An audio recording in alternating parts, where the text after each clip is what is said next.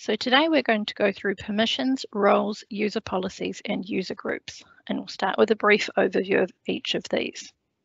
So permissions, in short, are a way to control access to parts of FinPower Connect and to restrict whether or not certain changes can be made, what areas can be viewed, or processes run. Roles are the facility in which the permissions are linked to and then linked to the relevant users. Roles also serve a way to easily link a new user to a role that has been configured already according to the everyday access needs within FinPower Connect.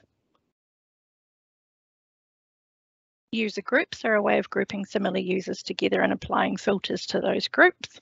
And user policies are a way of grouping similar users by security levels for things like password policies. These four topics are all linked and is demonstrated by this image here. And as mentioned, are different ways of controlling what a user of FinPower Connect can do, see, and customize. These four are linked to the user themselves in order to apply the unique settings. As we're all probably already aware, a user itself is used for many things, including facilitating a secure way using an individual's username and password to log on to the company's database using FinPower Connect for each physical person, or in some cases, separate user logins for automated processes. To store the preferences of that user for things we've already covered, such as the task pane and options under user preferences. To assign a user level, such as admin, normal, read-only, or user administrator. Administrator is the highest level of access and no permissions apply. Normal is your standard user, and they can access parts of the system based on their allocated permissions, and so on and so forth. The user is also used to assign responsibilities, like whether a user can be a business development manager, defined as a manager on an account or client, whether they can allocate account applications, authorize new accounts, access security related mailboxes, whether they are can allocate workflows or be a workflow manager, or whether they're an external party user, and various other user related settings. These items can be set by going to the admin menu, users and responsibilities specifically, or you can get to these by going to the responsibilities button directly from the user record, which is found under Tools, User Security, Users, which gets you to the same location. Users are also used to assign roles or a role or roles to, which determines further what can and cannot be seen or accessed in FinPower Connect at a function specific or menu option availability levels, and much, much more. There is a very comprehensive help topic on the area of users, and the link will be available in the description below the video on YouTube. If we now go ahead and look at a user in isolation, we can see how today's topics all fit together. If we take this user, for example, if we look at the general page, we can see a user policy of G has been applied, and a user group of G has also been applied. We can also see any filters that are involved, which is really useful, and we'll go through that in more depth shortly. If we venture to the roles page, we can see that this particular user is in the collector role. And finally, if we look at the effective permissions page, we can see a list of any permissions that have been specifically set that affect this user. Now, permissions is a very large area with many things to consider. We unfortunately don't have the time to go through each and every permission today, so instead we're going to go over some key things to be aware of and to watch out for, and tools to help you locate what you're looking for faster. First, as I mentioned earlier, there is a user level that is taken into account. This user, Morty, is able to make changes in FinPower Connect, but only based on their allocated permissions. Looking at this user, Morty, again, for example, we already know that his user level is normal and that they're in the collector role. The permission for this role, the permissions are then determined by the role or roles that they are in. This means that any permissions allowed or denied for the collector role will apply to our user Morty Smith because he's a normal user and not an admin, which we have mentioned before. No permissions apply. On this note, a major thing that you need to know and remember is that where a user is assigned to more than one role, like looking at our example Dan Blakey here, any permissions that are set to deny will trump and allow. It's something that comes through our inbox a lot. And looking at this example here for this particular permission for adding new clients, if we look at this column here under affecting roles, we can see that the dealer role is set to allow and the web user is set to deny. If we look at the status column here, we can see that the deny permission has trumped the allow. So essentially that means that Dan Blakey would not be able to add a client.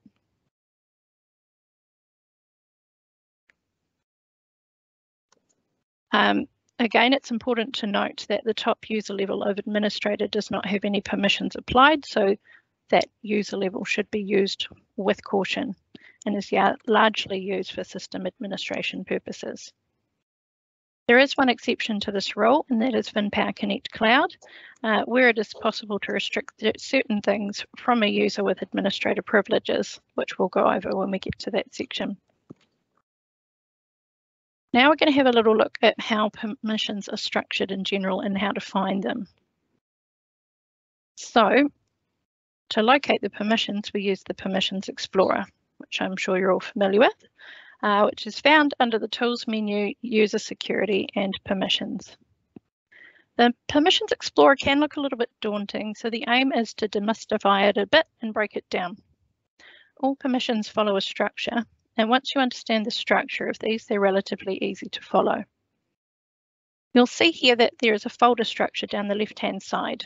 This is the top level of all of our permissions, also known as permission groups. When you expand any of these, they continue down to lower, more specific levels for optional restricting or allowing of access by role. The menu group is a good example to start with, as it's fairly obvious what these control. If we expand here, we can see that the subfolders or next level are the menu headers across the top here. So this group is all relating to the menus themselves and their related options. You'll notice that the folders down here have either green ticks or red circles with lines in them, and this demonstrates whether system-wide they're set to allow or deny. This is also known as a system basis. Every permission has a system basis, and if this is not overridden by role, access levels default to this system basis. Our menu admin here is a great example of that, as this is the control center for most of our core configuration in VinPower Connect, and it's not an area normal end users would have access to. Therefore, its system basis is set to deny. If we reveal the lower levels here, we can see that there is another level down for all of the admin menu options,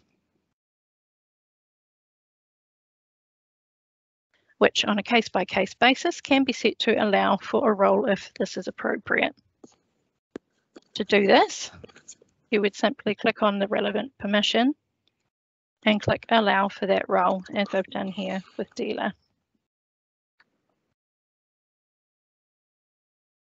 It's important to note that these changes won't take effect until you close the Permissions Explorer, and it's a good idea as standard practice to get any users involved with permission changes to log off and on again. Looking at menu permissions versus other permissions, as we've mentioned, there are many different permission groups, and understanding what they impact is key.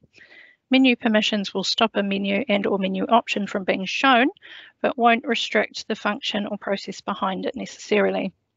Likewise, if you restrict a process but not the menu permission, the menu option may still be visible and the user will likely get an error or it'll appear as grayed out. Under forms, under the groups like account or client, You'll find the associated permissions for functions, and under the Forms section, this is a really good one, you'll see the ability to restrict pages and actions where appropriate. Again, restricting by role where required.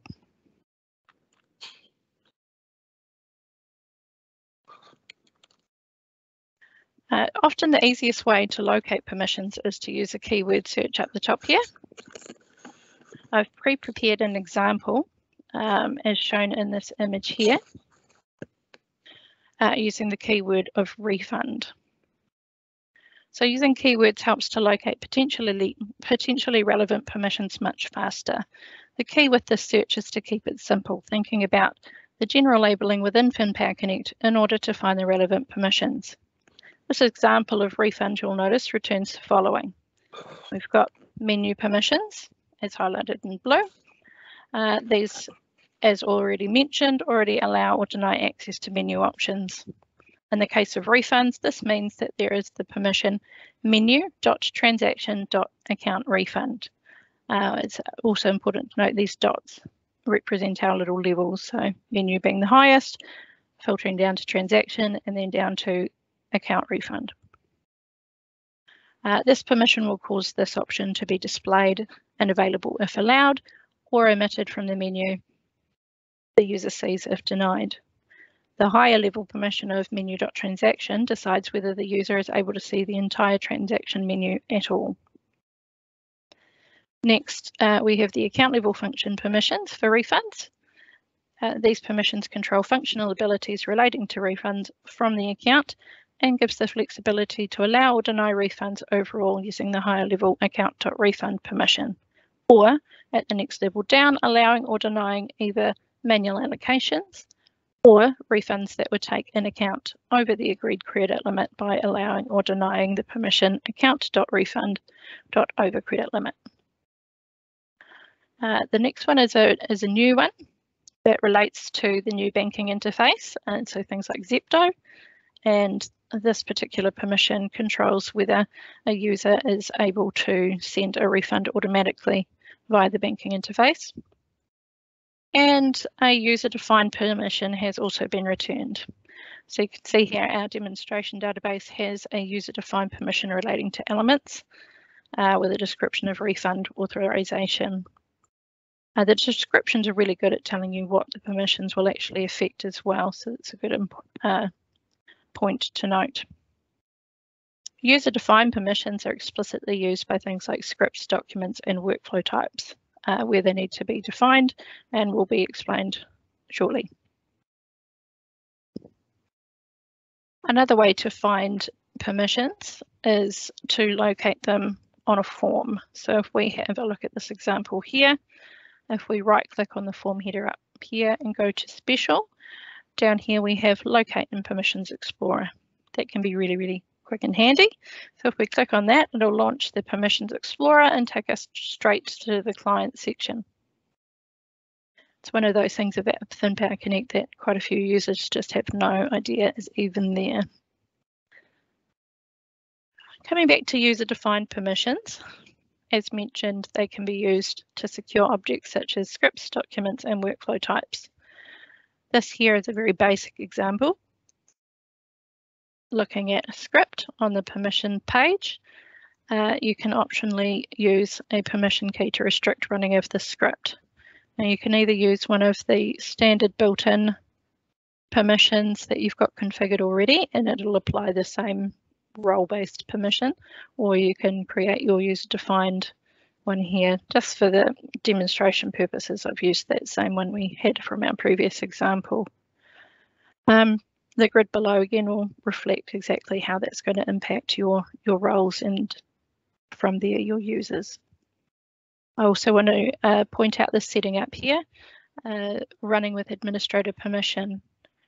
This is really handy when you've got users that you want to be able to run a script to do things in the background that they wouldn't normally have manual access to. So it'll allow the script to run through with the admin permissions and it won't fail for that user. Moving on to, or rather back to Power Connect Cloud and permissions.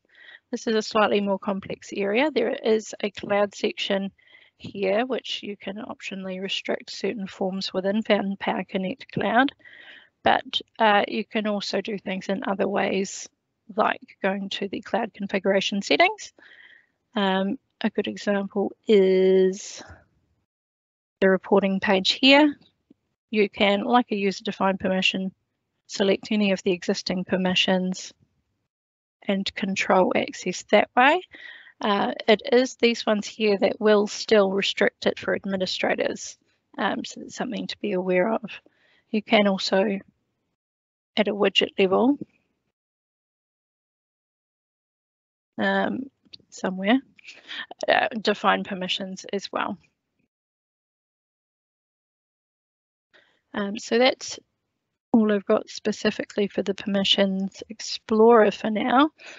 But if you have any questions later on, do let us know. Moving on to roles. We've already been through most of the role part already, but here is where you can set up the general specifics for the roles that you then can attach the user to. On the users page on the role, you can see how many users you've currently got in that role. So in this case, we've got Mordy and Jenny in our collector role. The permissions page, you can in edit mode also go through and change the roles for the permissions this way. So you could choose to go through and deny it that way rather than going through to the Permissions Explorer. And you can also again see the effective permissions page, which will tell you any permissions you've added that is different to the default system basis, or you've specifically allowed or denied. User groups. So we saw that that was linked on the user as well, and user groups are really good ways to filter what certain users can see. So looking at the filters page here, we have got it currently that normal users with a G policy could log in and they would be able to view only Southern Branch customers or clients. You can also restrict what they can't see if you just don't want them to be able to see staff clients, as an example, by putting an exclamation mark in front of the code. And if you click on the binoculars, you'll get the green and red, which indicates what they can see and what they can't, which is really useful to know. These custom filters here are really handy for anything that's not already listed that can be found by a SQL where filter thing. I've got a really basic example in here, which means that any of our normal users would only be able to see quote accounts, I believe. You can also use this validate SQL tick here to make sure that your custom filter will actually work. Looking at examples of how these filters can be applied. This example here is George Smith. Now, as admin, I can go through and I can click on his staff record. If we logged on as a user, this is what they would see here.